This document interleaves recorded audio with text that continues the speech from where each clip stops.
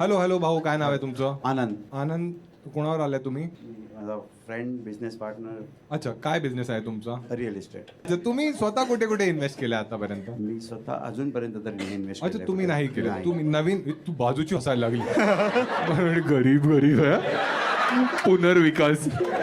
हिच्या आधी तुमची कधी गर्लफ्रेंड राहिली आहे? हा, कॉलेजमध्ये भरपूर. अच्छा, आणि मग कधी तुमचा असा हिरमोड झालाय प्रेमात?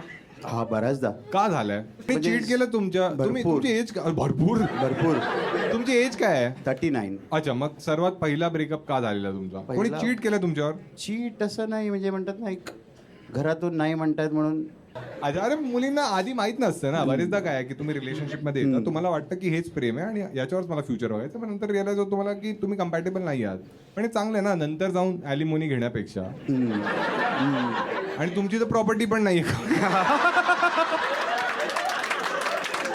तर तुमच्या आईचा कुकर घेऊन ती कुठे जाईल?